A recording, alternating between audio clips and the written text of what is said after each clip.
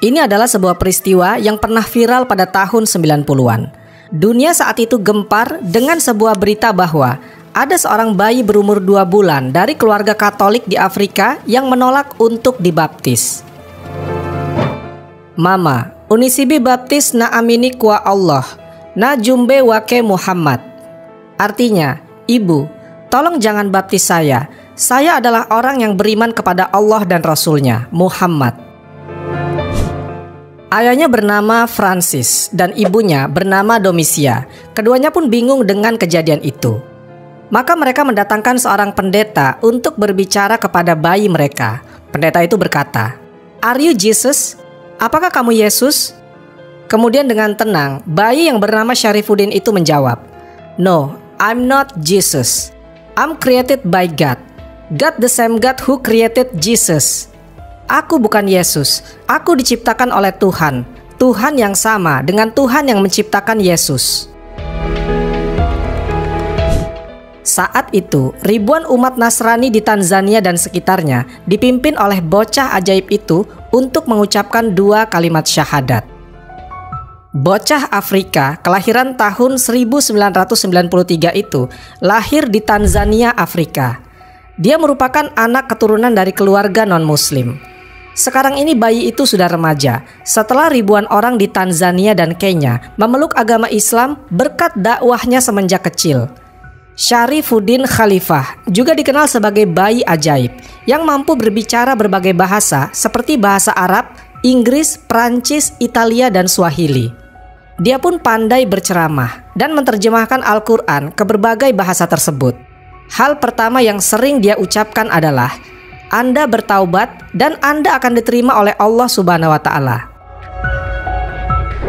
Ajaibnya, di usianya yang masih 1,5 tahun, dia sudah mampu hafal Al-Quran 30 juz dan sudah melaksanakan sholat 5 waktu dengan disiplin. Di usia 5 tahun, Syarifuddin mahir berbahasa Arab, Inggris, Prancis, Italia, dan Swahili. Satu bukti kuasa Allah Subhanahu wa Ta'ala untuk menjadikan manusia bisa berbicara dengan berbagai bahasa tanpa harus diajarkan. Mungkin kita terheran-heran bahkan tidak percaya jika ada orang yang bilang bahwa di zaman modern ini ada seorang anak dari keluarga non-muslim yang hafal Al-Quran dan bisa sholat pada umur 1,5 tahun, menguasai 5 bahasa asing pada usia 5 tahun, dan telah mengislamkan lebih dari 1.000 orang pada usia yang sama.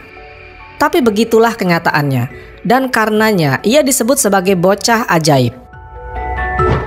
Syarifuddin Khalifah dilahirkan di kota Arusha, Tanzania. Tanzania adalah sebuah negara di Afrika Timur yang berpenduduk 36 juta jiwa. Sekitar 35% penduduknya beragama Islam, disusul Kristen 30%, dan sisanya beragama kepercayaan terutama animisme. Namun, kota Arusha, tempat kelahiran Syarifuddin Khalifah, mayoritas penduduknya beragama Katolik. Di urutan kedua ada Kristen Anglikan, kemudian Yahudi, baru Islam, dan terakhir Hindu. Seperti kebanyakan penduduk Arusha, orang tua Syarifuddin Khalifah juga beragama Katolik. Ibunya bernama Domisia Kimaro, sedangkan ayahnya bernama Francis Fuddin Kira.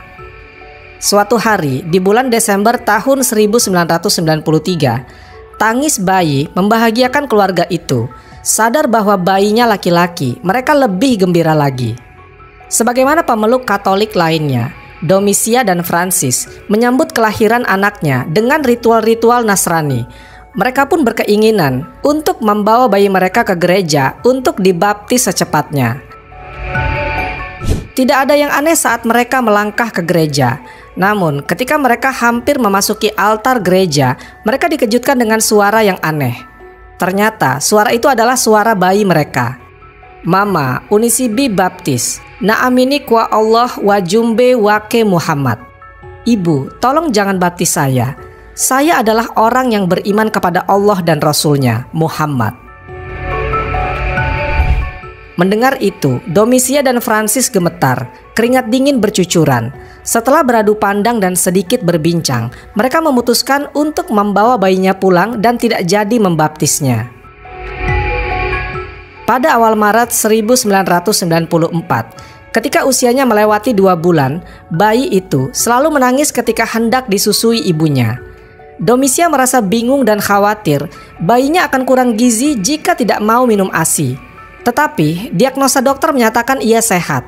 Kekhawatiran Domitia tidak terbukti karena anaknya sehat tanpa kekurangan sesuatu apapun. Tidak ada penjelasan apapun mengapa Allah Subhanahu wa Ta'ala mentakdirkan Syarifuddin Khalifah tidak mau minum ASI dari ibunya setelah 2 bulan.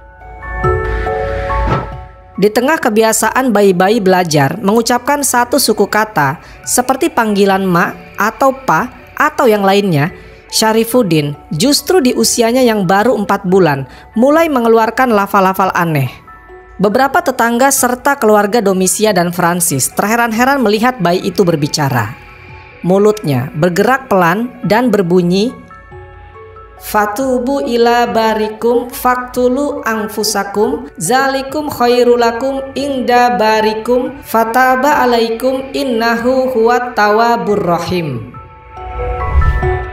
Orang-orang yang takjub menimbulkan kegaduhan sementara, namun kemudian mereka diam dalam keheningan. Sayangnya, waktu itu mereka tidak mengetahui bahwa yang dibaca Syarifuddin adalah surat Al-Baqarah ayat ke-54 yang artinya, "Karena itu bertobatlah kepada penciptamu dan bunuhlah dirimu. Itu lebih baik bagimu di sisi penciptamu. Dia akan menerima tobatmu. Sungguh, dialah yang maha penerima tobat, maha penyayang."